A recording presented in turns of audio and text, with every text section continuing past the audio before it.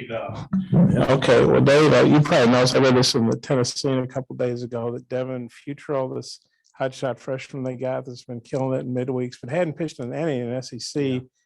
Vanderbilt had announced this, but sources at the Tennessee reported he's going to start Friday night. I was wondering what you think of a guy, no matter how good his stuff is, his first SEC games Friday night here in front of what figures to be a rowdy, tanked up crowd. And I'm sure they're preparing him mentally for that. I mean, he's pitching for one of the top programs in the country. His numbers are great. What is he, like 8-1? And the game he lost, they got beat 1-0 last week. So, he can pitch. He's left-handed, and he's awfully talented. And I mean, who's to say? Who's to say what's going on that end? I mean, our job is just to try to prepare to play good baseball and take on what's in front of us. I guess they're announcing today, apparently, but all their rotation, I guess. But what do you guys know about him? I mean, what makes him so good? Well, he throws strikes. I mean, you look at his strikeouts to walk. He walks maybe 5 or 6, 7 batters, and I don't know how many innings he's thrown, but I mean, when you got 9 decisions, that means he's pitching well into each game. I think last week against Louisville, I think he threw 4 or 5 innings. The games leading up to that, he was giving them more, and he really saved their bullpen, and they won a lot of midweek games. So, I mean, velocity and all that, 90 miles an hour, good off-speed stuff, and just comes at you. So, that's about all we know. And then just watching video. And their rotation, they lost 2 first-round draft picks, even though, Rocker didn't sign. But what do you think about their rotation? Now they've got another freshman, and then they've got, I guess, Holton, an older guy. The other freshman, Holton's a freshman. I mean, they've started Christian Little last week too. So they've got a lot of starting pitchers. They've got a lot of high draft choice. They have, they've got a good bullpen. They have a lot of velocity. And they've got a lot of talent on that pitching staff. So, they just keep coming at you. You gotta fight them. What do you make of their lineup? And to have a guy like, I think, Bradfield, that's got a bunch of stolen bases, what kind of pressure can he put on you? Well, he's the best leadoff man in the country. Continues to get better and better as far as base running and stealing. Hasn't been thrown out this year, 30 plus stolen bases. He can bunt. He can work a walk. He's also shown power this year. I think he's got 6 home runs, something like that. And he's just a really, really good player. And then he's a top-notch center fielder too. He can cover a lot of ground. So he can put a lot of pressure on your defense. I think that showed up in their game the other night against Indiana State when he hit a 3-hopper to the second baseman with 1 out in like the 11th inning or whatever inning they end up winning the game. And he booted it on turf. And it was just a ball that I think he rushed it a little bit watching it. And, immediately stole second. They threw the ball into center field. It ended up in center field. And then they got a base hit and won the game. And it's, you gotta play the game right. And you got to have a clock in your head when he's up. That's for sure. And also, I think after this past Saturday's game, you mentioned that Hagen's velocity was down a little bit. Is there any concern with that at all? No, I think they got that worked out in his bullpen. He was just maybe getting a little bit.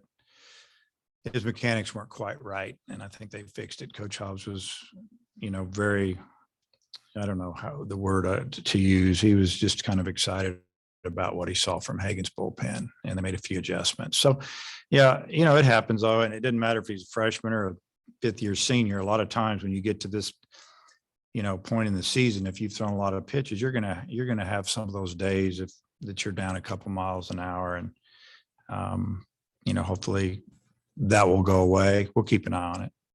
And Connor didn't throw as many pitches as he usually does this past weekend. You feel like it maybe refreshed him a little bit going into this weekend? Well, we talked about that in the dugout. I think he threw like 78 pitches or something along that line. And, we thought, let's take him out. They've got a 5-run lead at the time, and we'll rest him a little bit and get him ready for this weekend. And fortunately for us, we had some guys come and do a great job. We came back and won the game, and Connor got to save a few pitches.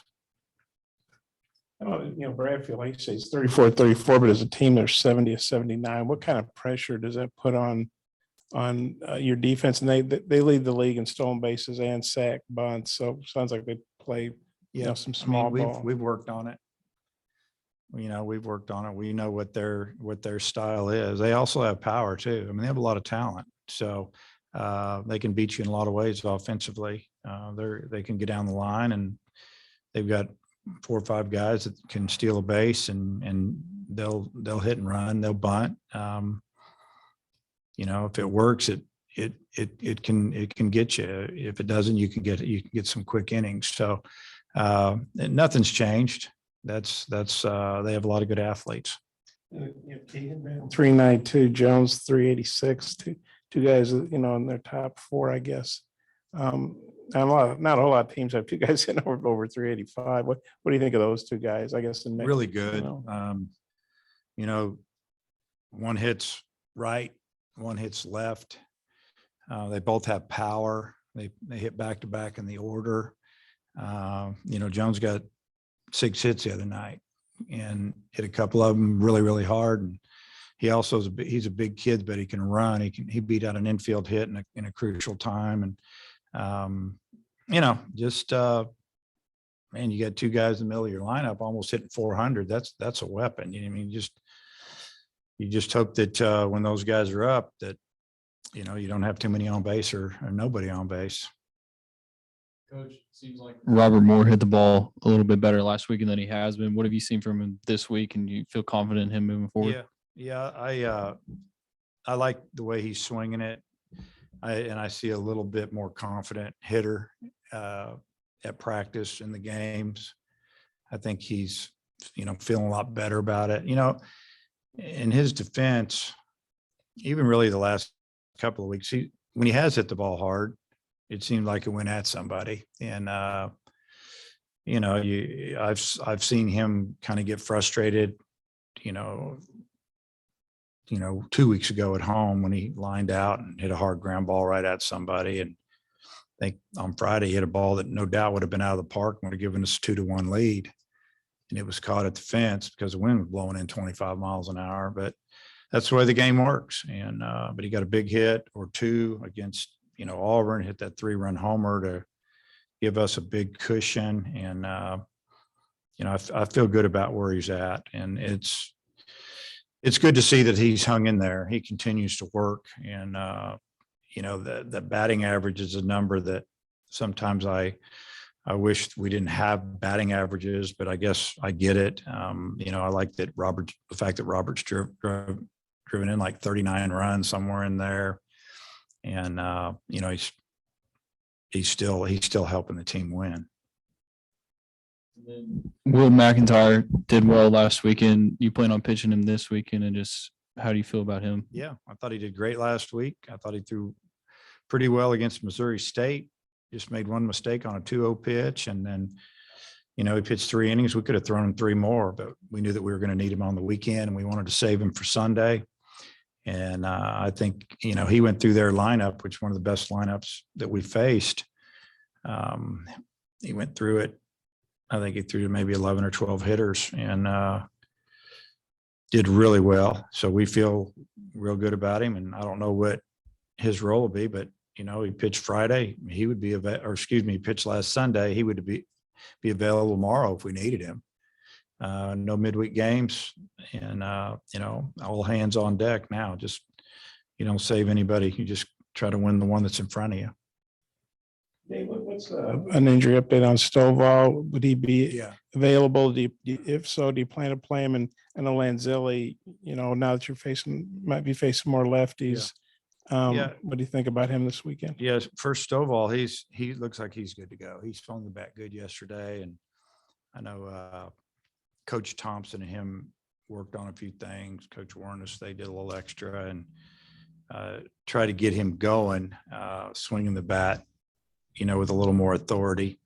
It looked good yesterday, fielded well, threw well. That fingernail still kind of messed up, but he seems to be fine throwing and hitting. You know, he looks like he can grip the bat with that middle finger on his right hand, so he can, you know, feel the bat a little better, have a little more power.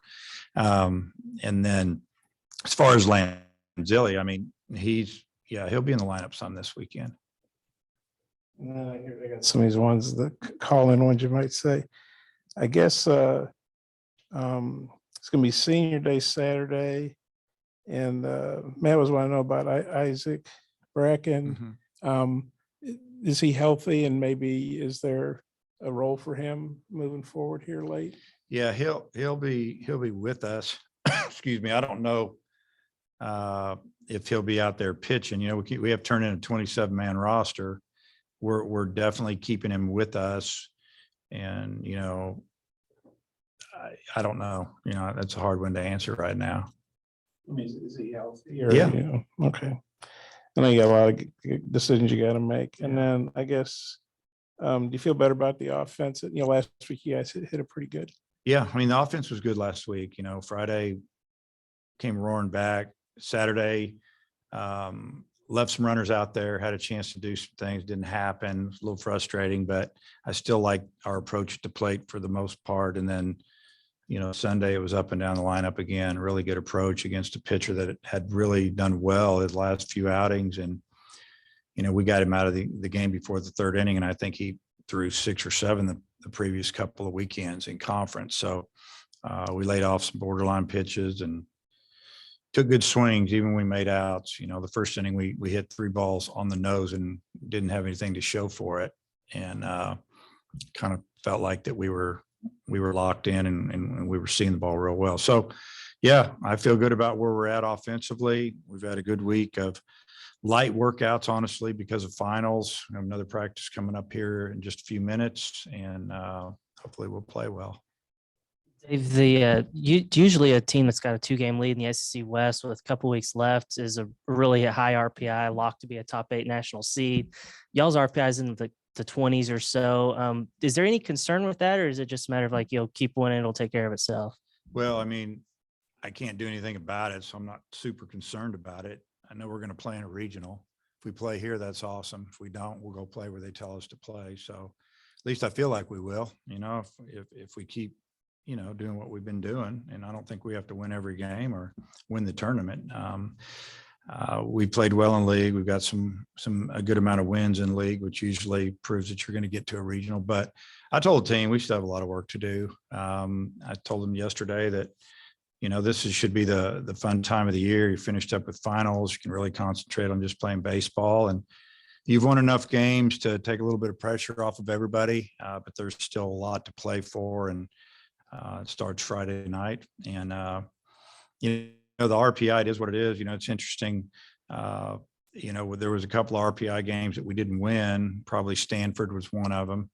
But you know, some of the teams we played, they haven't won enough games. You know, I mean, we thought Illinois State was going to have a really good year, and so did they, and it's just been okay. Now, you know, we've got a couple other teams we've played and beaten that are right around 500. If they could get over 500, that's going to push our RPI up. I mean,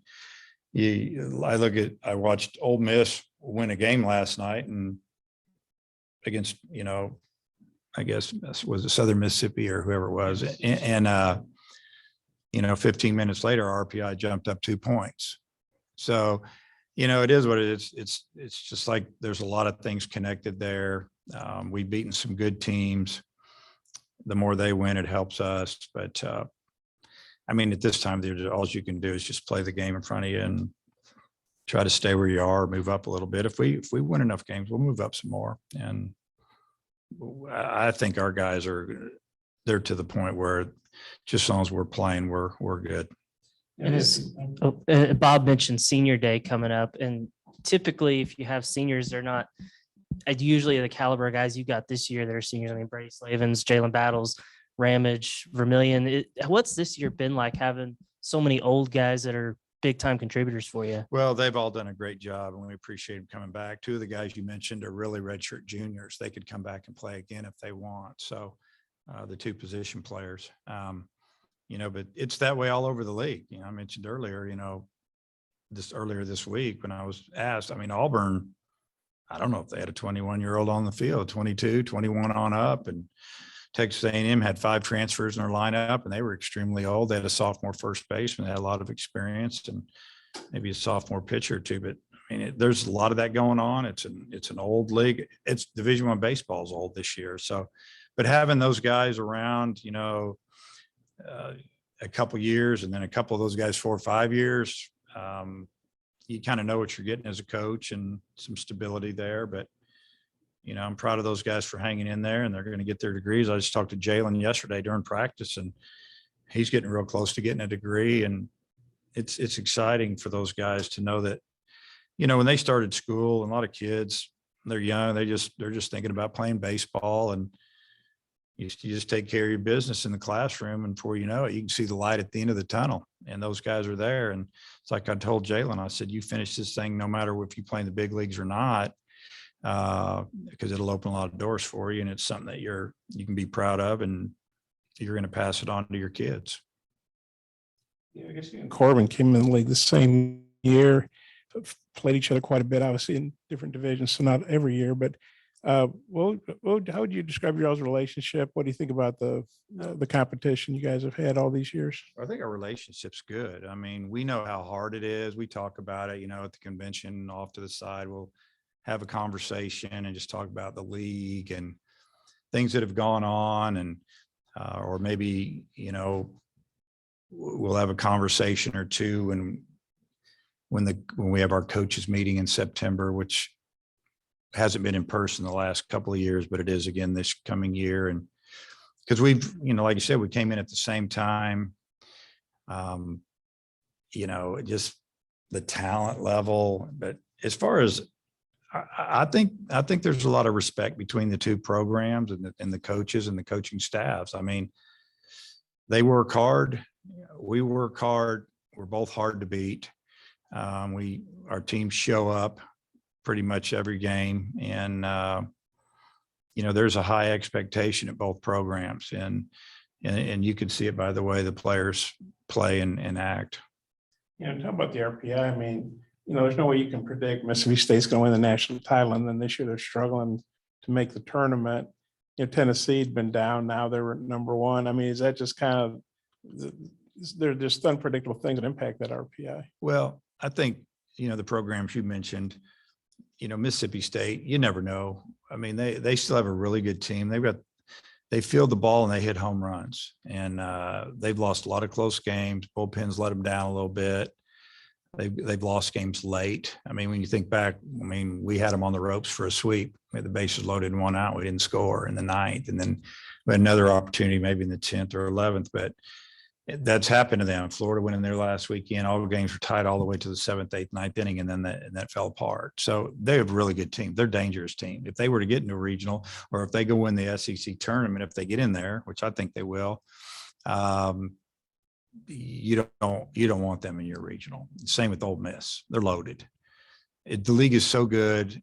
It's flip a coin sometimes. I mean, the unexpected is going to happen. It's baseball. Have a bad weekend, ball doesn't bounce your way or whatever. But Tennessee, I mean, you got a really experienced team. You got a superstar in center field and right field. Left fielder is really good. You got their former left fielders. Now they're starting catcher. Their second baseman, who's tearing it up, has been there 4 or 5 years waiting to get his shot, and he's tearing it up. I mean, you could go on and on. First baseman, he's a 6th-year guy. We had trouble getting him out last year, and he's having a great year, 15, 16 home runs. I mean, and then you go to the arms. I mean, it's amazing. They've done a good job. A couple of them are young. A couple of them are JC guys. Some of them been in the program. And they've even had some injuries there, and they just keep bringing out another guy. So they brought in some good players. They've developed a lot of guys. They know how to coach. They know how to win. They're good. So I guess how'd they get there? A little bit of everything, but they put together that roster and did a great job. It's not your all's fault. You're not playing them. That's just the way the schedule falls. You're not playing Tennessee or Georgia. You're playing Missouri and Kentucky. But playing Vandy, that's going to help your RPI, whatever happens. Yeah. The schedule is what it is. Last year, we didn't play those guys. we played all the first place teams. And we beat them all. So it's just the way it is, whoever they put in front of you, that's who you got to try to beat that weekend is the way I look at it. Missouri's a tough team. Kentucky, they're really good. Tennessee found that out last week. I mean, it's weekend to weekend. And if you start as a team or coaches, you start looking at your opponent by the number it says by where they're in the standings, you're going to get beat. I truly believe that. Do you think there's some wiggle room with the committee where they can look at what you've done in the conference and say, you know what, your RPI doesn't really quite equate, but what you've done on the field is worthy of being in the top 8 or 9? It would seem like there should be some understanding because you're beating the teams that are on your SEC schedule. I think they get it. If we hang on to the Western Division, then I think that they'll take that into consideration. If we come in second, it might push us back. That's whatever. But there's some teams with some really good RPIs. If we beat 2 out of 3 or maybe 3 out of 3, and they're in the top 20, top 15, on the road at Auburn, they're 4th, and had a chance to win them all, had a chance to lose them all. And it's just the way it works. So that's what I would guess. They look at everything and they see that some of the teams that we played didn't have good years or, didn't finish 500, but we took care of business. We just took care of what was in front of us. I mean, going forward, as far as scheduling, we're still going to play certain teams, but maybe we don't play them twice in a year. Then you got to find some people to come play in April here, or you have to go on the road between SEC games. It's a little tough. Most teams in our league, they don't travel too much in April. And, so it is what it is. Next year we open up or second weekend, maybe first week, we've opened up in Arlington again. There's a couple good RPI games there we can knock down if we can win them. So it's year to year. But I feel like that, we handle ourselves in league that speaks volumes. The Indy's 10-6 on the road. I think their last 2 road series, they won 2-3 Kentucky, 2-3 at Georgia. What do you think about them as a road team? Well, they've done well.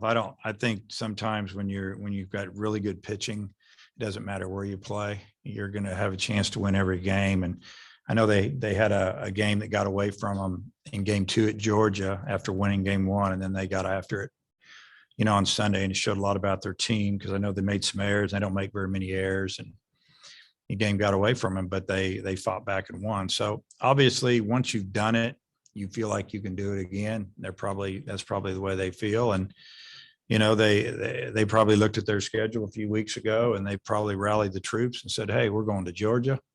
We're going to Arkansas, and we finished with LSU. You guys ready? I mean, that's what you do. You go play baseball. Thanks, Coach. Okay. Time. Appreciate it.